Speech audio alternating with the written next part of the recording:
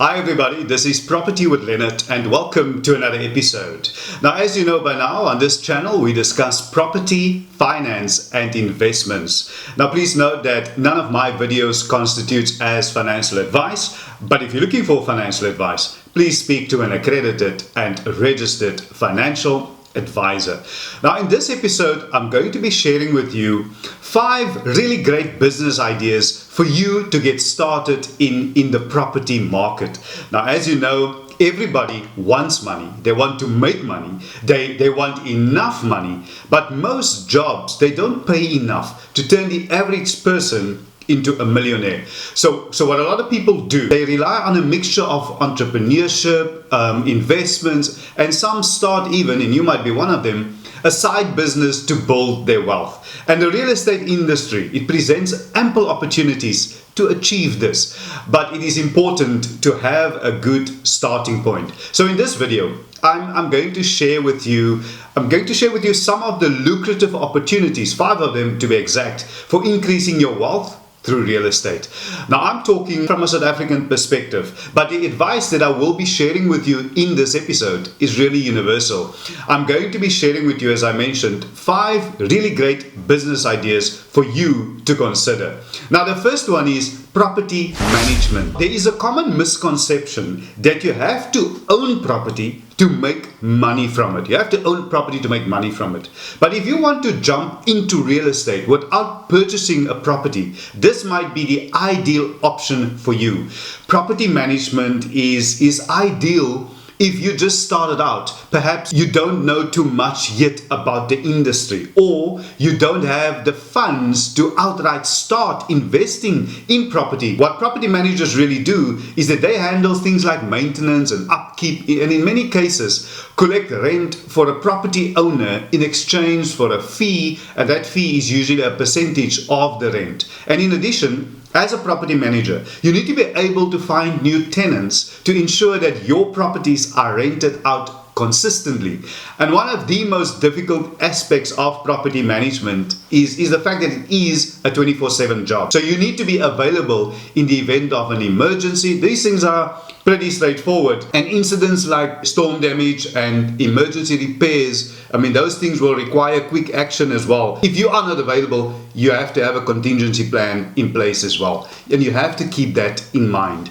And the second idea that I would like to share with you is purchasing an investment property. This is a straightforward one, but let me just share this with you. And here I'm referring to buying a property and renting it out, purchasing this investment property. If you've thought about buying a property and renting it out, you are on the right track. But bear in mind that due to the high property prices, you will need to plan as well and set attainable goals. That is important.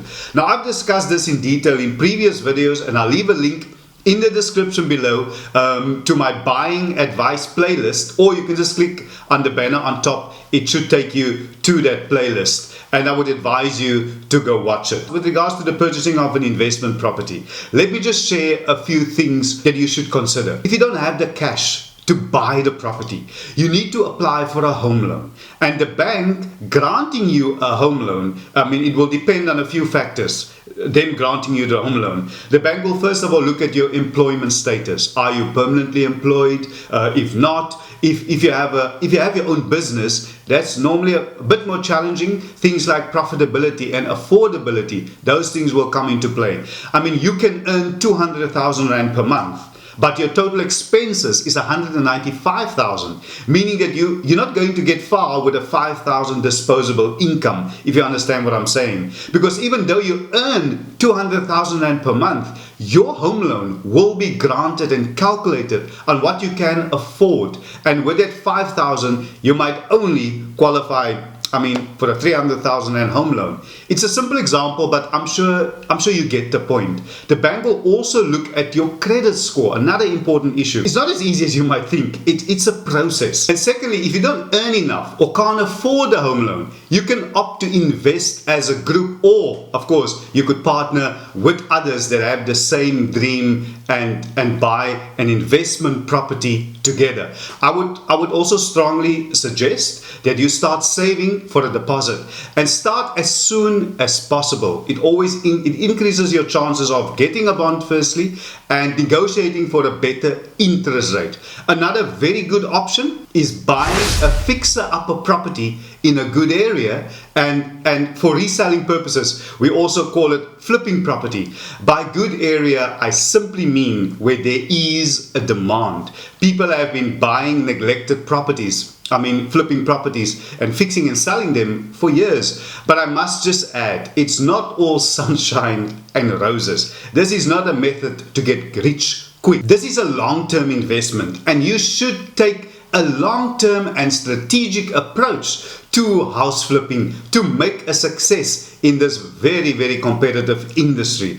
Because when deciding to enter the property flipping market, as I just explained, you'll need expert support and advice to identify the right property to complete the renovation if need be. The aim is, of course, to do it at a reasonable cost and make a profitable sale. That brings me to one of the key factors to consider if you are focusing on property flipping, and that is carrying costs. This is the cost that you will incur while the property is in your possession. I'm of course referring to ownership. You see, timing is everything, because in order to keep your flip, in order to keep it profitable, you need to minimize the amount of time you hold the property. It's still in your possession. Every day you own the property, you are paying the mortgage, the taxes, insurance, utilities, and other costs associated with, of course, owning the property. And this is why it is vital to consider the efficiency and availability of your repair or improvements. And here I'm referring to things like operational things like the construction crew, as well as the state of the market at that very moment. Because your main objective would be to reduce the days on the market, the days this property is on the market. That is why if you want to increase profitability on flips, you need to carefully control costs and ensure that the improvements you choose will truly pay off at closing. My advice to you is avoid costly design extras that looks good but don't add to the bottom line. You must remember, you are not designing a house for yourself. You are designing a house for the local buyers in a specific market at a particular price point. You need to be emotionally detached from it. The fourth idea that I have for you is to combine real estate business ideas. And let me just explain this one. There are diverse opportunities out there. And combining complementary business models is, of course, the wise thing to do. For example, a property management company that also offers, if you're a property management company but you also offer photography services, it can save the owner time and effort. Another value-added service, like assisting buyers with their mortgage application. With the aid, of course, if you are not one yourself, with the aid of a bond originator, it will save the prospective buyers, it will save them time firstly, and it's just convenient. It increases their chances of getting a bond firstly, and possibly at a better interest rate. It just adds to the convenience. Now, many real estate agents also serves as property managers. With their network of contacts, it's easy to list rental properties and find tenants on an ongoing basis. And lastly, what you can do is consider short-term rentals for holidaymakers. Now, many property owners are transforming, this is a great idea, their own homes into holiday rentals on a both part or full-time basis. And platforms such as Airbnb have made it really easy to put up listings, to find clients, and to facilitate these bookings in a safe and secure app. Now, again, having short, medium, and long-term strategic goals is key to building wealth through the property industry. If you decide to make use of the short-term rental strategy, it is advisable to have a plan for your additional income firstly, saving for a deposit on another property if you want to expand, or contributing to your existing bond. Now, becoming a millionaire, no matter which industry you are in, is about making smart financial decisions, smart financial decisions, and diversifying your income streams and minimizing your monthly expenses. Now, let me just conclude by sharing this, and you need to be aware of it, because the principles in business remains the same, and that is the real estate industry is no different from any other business. And if you plan on entering the market, you will not only have to invest your money, but also your time. There is a saying that says, don't wait to buy real estate. Buy real estate and wait.